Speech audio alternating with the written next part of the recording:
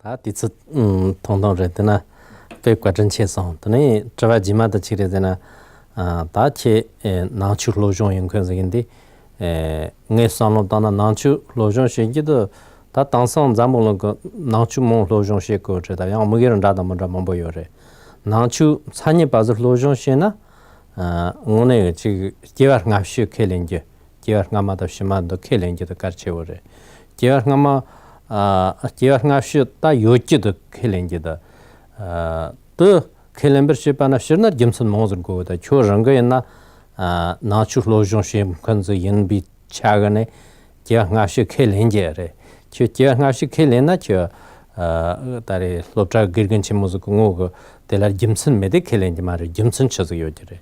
So this is a very interesting question.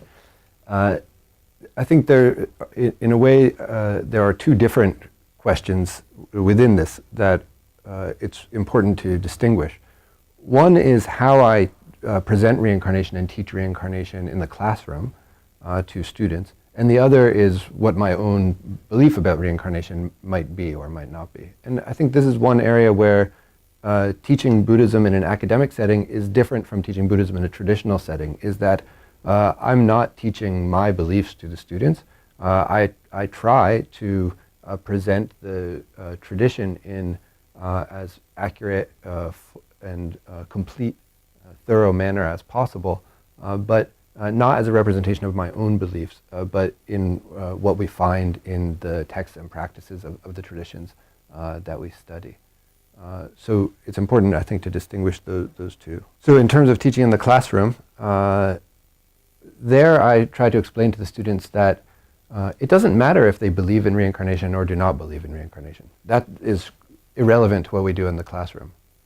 However, in order to understand Buddhist traditions, it's necessary to be able to imagine a world in which reincarnation is true, in which that is a fact. And so one way that I try to help students who have difficulty imagining such a world is to point out the uncertain foundations of their own beliefs about the world around them, and how every day we all accept things that we don't fully understand. For example, students use mobile phones all the time, and they don't really know the science of how that works. They couldn't open it up and take it apart and put it together again, and they probably could not explain with any precision exactly what happens when they dial their friend's number and call someone. They don't really know how that works, but they use it all the time, and they don't have doubts about that. And I try to explain that for many Buddhists historically throughout the world, they might not know every detail about the Abhidharma theory of exactly how reincarnation works.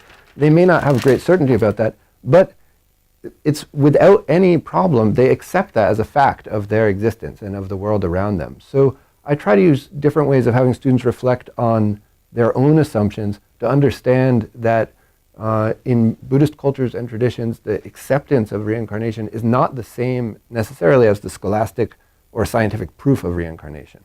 And for most Buddhists throughout history, the acceptance of reincarnation is much more important in a pragmatic day-to-day sense than the theories of it in that way.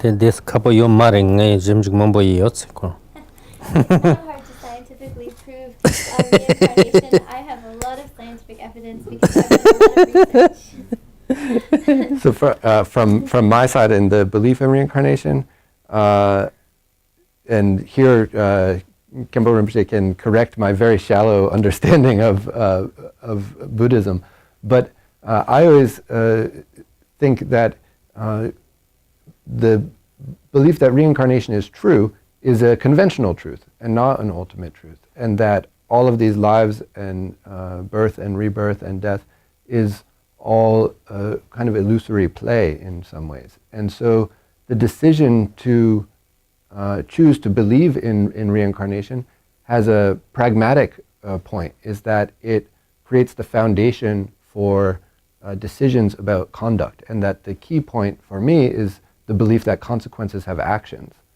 and that has to be grounded in that idea. And so whether or not there's scientific proof or not, and I know Khenpo Rinpoche feels strongly about the scientific evidence, but for me what's more important is, does the belief in reincarnation lead to more compassionate conduct and less suffering for beings? And if yes, then I accept that belief on the conventional level, and that's my sense of that.